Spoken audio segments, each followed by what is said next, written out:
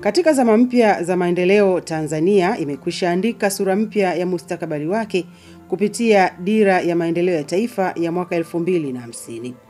Dira inayojengwa juu ya misingi ya umoja, uwazi, maendeleo jumuishi na ushiriki wa kila Mtanzania. Wakati dira hiyo ikizinduliwa, Rais Dr. Samia Suluhu Hassan alieleza wazi kuwa dira hiyo ni mali ya Watanzania wote. Maudhui ya Dira 2050 yametokana na maoni na matakwa ya Watanzania wenyewe. Tumefikiri wenyewe, tumeandika wenyewe, tumepanga wenyewe na tutatekeleza wenyewe kwa kushirikiana na wale tutakaoona wanatusaidia. Na kwa kuwa kila Mtanzania ni sehemu ya dira hii, hatuna budi sote kushiriki katika utekelezaji wake. Dira 2050 imeweka bayana malengo na shabaha za maendeleo ili kuijenga Tanzania tunayoitaka. Katika kuhakikisha dira hiyo inatekelezwa kwa ufanisi, Rais alitoa agizo maalum kwa Tume ya Kurekebisha Sheria pamoja na Ofisi ya Mwanasheria Mkuu wa Serikali. Tume ya Kurekebisha Sheria Tanzania na Mwanasheria Mkuu wa Serikali nao vile vile waanze mchakato wa kuchambua na kuja na mapendekezo ya maboresho ya kisheria ili kuwezesha utekelezaji kamili wa dira hii. Mwanasheria Mkuu wa Serikali Hamza Johari na Katibu Mtendaji wa Tume ya Kurekebisha Sheria George Mandepo wanasema tayari wamejipanga kuanza uchambuzi wa maeneo yote ya kisheria yanayoguswa na dira hiyo. Sisi kama Tume ya Kurekebisha Sheria tulishaanza mchakato baada ya kupata maelekezo, lakini pia kabla hapo tumekuwa tukishirikiana na wenzetu wa Mwanasheria Mkuu wa Serikali, lakini Wizara ya Katiba na Sheria kama wizara yetu mama, kuangalia maeneo yote ambayo yanaguswa na ile dira ili kuyawekea sasa utaratibu wa kuyafanyia utafiti au mapitio au kufanyia tathmini. Hiyo kwenye dira yako maeneo mengi. Kuna maeneo yanayogusa haki, kwa mfano kwenye haki jinai pia tumeanza mchakato, lakini kuna haki tumeanza michakato. Kwa mfano kwa mwaka huu wa fedha tunatarajia pia tushughulikie sheria zinazogusa ardhi, yani sheria za ujumla zinazogusa maeneo ya ardhi, sio sheria ya ardhi tu peke yake, lakini na zile zinazohusisha ardhi. Lakini kuna sheria ambazo tumeanza kuzifanyia kazi zinazogusa jamii kwa ujumla na maadili. Kwa mfano tulianza mchakato wa kupitia sheria zinazogusa masuala ya michezo ya kubahatisha.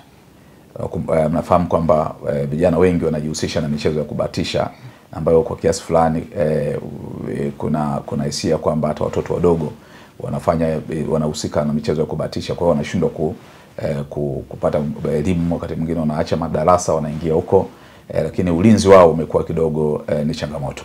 Kwa hiyo tumeanza hiyo tathmini na tuko kwenye hatua nzuri tu. Kwa upande wake, mwenyekiti wa tume hiyo Jaji Winifrida Koroso anabainisha kuwa tume itaendelea kufanya tafiti za kina kuhakikisha sheria za Tanzania sio tu zinaendana na wakati, bali pia hazikinzani na sheria nyingine zilizopo. Kuna mambo mengi ambayo yamebadilika kutokana na mapendekezo ya tume. Kwa hiyo kiasi ni kwamba tunadhani tume imefanya kazi yake, kwa sababu kazi yake hasa utafiti. Na tukikumbuka kwamba hata mapendekezo ya kuanzisha kwa tume yalitokana na Tume ya Mseko kuona kwamba kuna upungufu sana katika utafiti wa kisheria, kwamba ndio maana sheria nyingi wakati mwingine zinatungwa muda mfupi tena zinahitaji mabadiliko, au wakati mwingine sheria zinatungwa zinakuwa zinakinzana kwa sababu kulikuwa hakuna utafiti. Na pia sababu nyingine, utafiti unasababisha pia ushiriki wa wadau mbalimbali wanaohusiana na ile sheria. Kwa hiyo misingi yake ni bado ile ile, ndio maana bado tunaona umuhimu wa Tume ya Kurekebisha Sheria, na hata serikali bado inaona umuhimu yake, kwa sababu inaleta sheria ambazo kweli tunasema zinaendana au zinaakisi mahitaji la jamii au la jamii kwa wakati ule. Kwa hiyo ndio msingi wake wa kuwa na Tume ya Kurekebisha Sheria. Tume pia nadhani tafiti zake zimesababisha wakati mwingine hata kuundwa kwa taasisi. Sheria zinapotungwa wakati mwingine sheria hizo zinaunda taasisi. Lakini pia imesababisha kubadilisha mifumo mbalimbali hasa kwenye nyanja ya sheria ambayo ipo na nia yake ni kuleta zaidi utawala wa sheria na kuweka zaidi haki katika mfumo wa uendeshaji katika serikali. Katika mjadala mpana kuhusu mwelekeo wa sheria nchini, baadhi ya viongozi wastaafu waliohudumu katika tume hiyo wamehimiza taasisi hiyo kuendelea kutimiza wajibu wa kuanzishwa kwake. Tafiti ni kitu muhimu sana kwenye nchi yote ile kabla kufanya jambo lolote. Ndio maana kuna ule usemi wa Kiingereza, no research, no right to speak. Kwa hiyo busara ilitumwa na tume ya Msekwa katika kuunda tume ya kurekebisha sheria ilikuwa na umuhimu mwaka 1977, ilikuwa na umuhimu mwaka 1983 tume ilipoundwa, na hadi leo bado ni muhimu sana sana. Ile busara bado ni vizuri iendelee kutawala. Hiki chombo ni muhimu sana katika maboresho ya sheria nchini.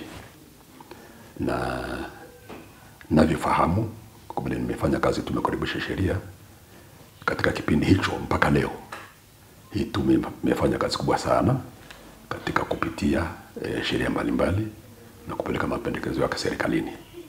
Na naweza kusema kwamba baadhi ya mapendekezo serikali iliyakubali na kuyatungia sheria ipasavyo. Bado umuhimu wa hiki chombo upo, na kwa sababu bado swala zima la kurekebisha sheria, kutoka sheria mpya liko pale pale, lakini pia kumekuwa na kazi ambayo serikali nadhani kupitia Wizara ya Sheria waliwapa tume kutafsiri sheria kutoka kwenye lugha ya Kiingereza kwenye lugha ya Kiswahili, na imefanya hivyo. Kuna sheria nyingi wanaweza wakawapa rekodi. Kwa hiyo bado kuna umuhimu wa chombo kama hiki, na sana tukiendelezwe. Wazo la kuanzishwa kwa tume ya kurekebisha sheria, taasisi ambayo hii leo ni kiungo muhimu katika maendeleo ya taifa, halikuibuka tu ghafla, bali lina mizizi ya kihistoria. Pius Msekwa, aliyewahi kuwa spika wa bunge na mwenyekiti wa tume maalum ya marekebisho ya mfumo wa mahakama, anakumbusha sababu kuu zilizosababisha serikali kuunda chombo hicho muhimu. Tume hiyo ilipewa jina langu kwa sababu mimi ndio nilikuwa mwenyekiti wa tume hiyo. Wakati huo nilikuwa makamu mkuu wa Chuo Kikuu cha Dar es Salaam, Vice Chancellor, na siku moja nikapigiwa simu na mwanasheria mkuu wa serikali kunieleza kwamba nimeteuliwa kuwa mwenyekiti wa tume hiyo. Ilikuwa inaitwa the Judicial System Review Commission, yani tume ya kubadilisha mfumo wa uendeshaji wa shughuli za mahakama. Ilikuwa ni kazi ngumu na kubwa, na wajumbe wangu wote walikuwa ni viongozi wa mahakama.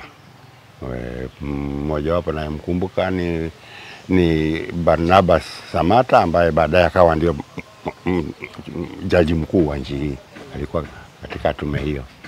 Tume hiyo ndiyo baada ya kutoa mapendekezo gani yafanyike katika mfumo wa mahakama, mapendekezo mengi tu mazuri, ndio tume ikapendekeza huku mwishoni kwamba kazi hii ni ya mara moja.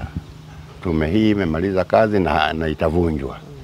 Lakini tumegundua kwamba kuna umuhimu wa kuendelea kuwa na chombo cha kuendelea kuchunguza, kuangalia mwenendo wa sheria na mabadiliko ya jamii, ili sheria zetu ziendane na mabadiliko katika jamii, mabadiliko ya kisiasa, ya kiuchumi, na hasa ya kiuchumi, lakini vile vile ya kijamii, mabadiliko ya kijamii.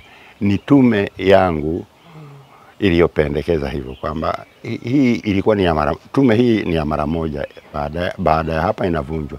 Lakini tunapendekeza kiwepo chombo cha kudumu, permanent, cha kuendelea kuangalia sheria zinavyoendana na mabadiliko katika jamii kwa nyanja zake mbalimbali.